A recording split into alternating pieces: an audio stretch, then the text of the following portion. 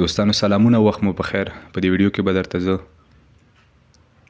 د فیسبوک بعضې مهم سیټینګونه چې دي هغه په اړه تاسو ته معلومات شریکوم. که کوم سیټینګ راڅخه پاتې کیږي نو که تاسې غوښتل چې د هغه په اړه هم درته ویډیو جوړه کړم نو تاسې د کمنټ له لارې له ما سره خپله نظر مو شریکولی شئ.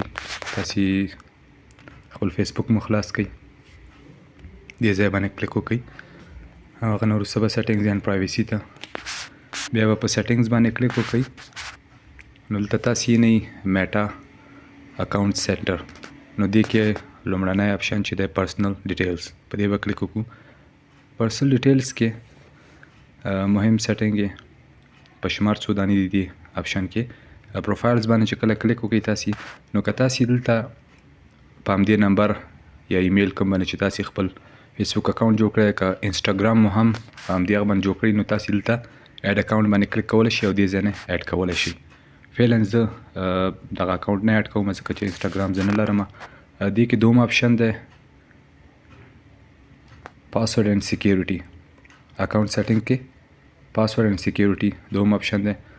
نو که تاسې غواړئ چې خپل د فیسبوک پاسورډ مو هغه کوي د فیسبوک اکاونټ، نو هغه لپاره به تاسې په چینج پاسورډ باندې کلیک وکړئ او بیا به په دې پروفایل باندې کلیک کول. نو وروسته دلته موږ ته وایي چې your password must be at least 6 characters and should include a combination of numbers, letters and special characters.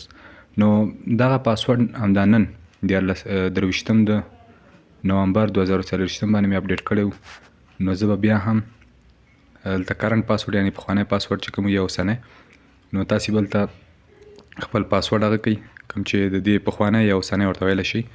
نو دلته کرنټ پاسورډ کې به هغه پاسورډ تاسې ولیکئ، پخوانی پاسورډ ستاسې د فیسبوک اکاونټ یا د فیسبوک آی ډي. نو زه یې دلته لیکم، تاسې هم دلته ولیکئ. هغه نه وروسته به بیا کله چې مو پخوانی پاسورډ ولیکه، هغه نه وروسته به نیو پاسورډ باندې کلیک وکړئ. نو هغه پاسورډ چې تاسې غواړئ چې ویې باید کم نه کم پکې 6 توري اوسي یا 6 عددونه اوسي، یعنې 6 نه کم ونه اوسي. هغه توري وي که عددونه وي نو 6 نه باید کم ونه اوسي.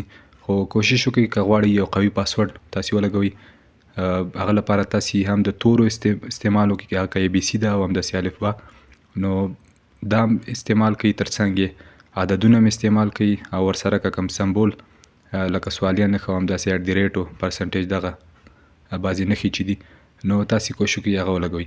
زه به دلته پاسورډ ورکړم، تاسې دلته نیو پاسورډ یو ځل ولیکئ.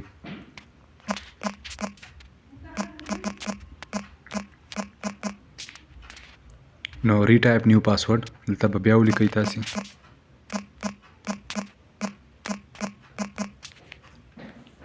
لیکلو نه وروسته به تاسې په چینج پاسورډ باندې کلیک وکړئ. چې کلیک مو وکړ دوستانو، دلته دغه اپشن په دغې اوسنیو وختونو کې اضافه شوی دی. کله چې تاسې پاسورډ بدلوئ نو هغه وخت کې تاسو ته وایي چې انټر د کوډ وي سینډ ټو، یعنې کوم که تاسې په جیمیل باندې ایمیل باندې اکاونټ جوړ کړئ د فیسبوک، نو بیا به تاسې همغه ایمیل کوم چې دلته په دې د اکاونټ مو جوړ کړی دی هغه ته به تاسې ورشئ. ما هم په ایمیل باندې د فیسبوک اکاونټ جوړ کړی دی، زه به فعلا ایمیل ته لاړ شم او کوم کوډ چې ما ته رالیږلی هغه به بیا دغه ځای کې د کوډ ځای کې ولیکم. نو زه دلته همغه کوډ کوم چې زما ایمیل ته راغلی هغه زه دلته لیکم. کوډ لیکلو نه وروسته تاسې به په کنټینیو باندې کلیک وکړئ.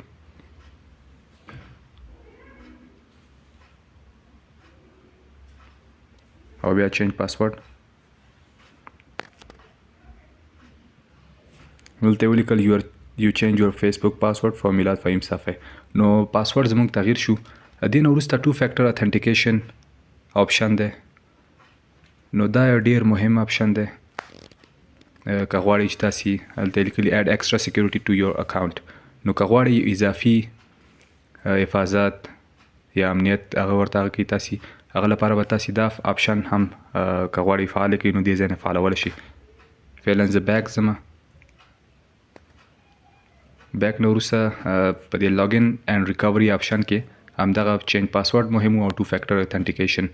نو سیکیورټي چیک اپس دوم هغه دی دې کې لومړنی اپشن دی ویر یو آر لاګډ ان یعنی تاسې کوم ځای کې لاګډ ان یاستئ یا کوم ځای کې مو تاسې آی ډي خلاصه ده که موبایل وي که لیپټاپ وي هر شی وي دلته به تاسې سره کله چې تاسې په ویر یو آر لاګډ ان باندې کلیک کوئ دې اپشن سره به تاسې دا ځای ته کېږي یعنې دلته به ستاسې د فیسبوک آی ډي په اړه معلومات وي چې ستاسې فیسبوک اکاونټ کوم ځایونو کې خلاص دی نو فعلا ما فقط د یو موبایل کې هغه کړی دی نو دغه زما د موبایل په اړه معلومات دي زه به بیک لاړ شم او دې نه وروسته لاګ ان الرټس باندې چې کله کلیک کوو لاګ ان الرټس کله چې که تاسې خپل فیسبوک اکاونټ آی ډي خلاصوئ که موبایل کې لیپټاپ کې نو دغه اپشن باندې چې کله موږ کلیک کوو نو که تاسې دلته دغه اپشنونه ګورئ تاسې ټیک مارک شوي دي یا فعاله شوي انیبل دي نو ان اپ نوټیفیکیشنز که تاسې کله دغه لومړنی اپشن چې د ان اپ نوټیفیکیشنز دې باندې چې کله کلیک کوئ که دا داسې غیر فعاله وي دا رنګه نو که غواړئ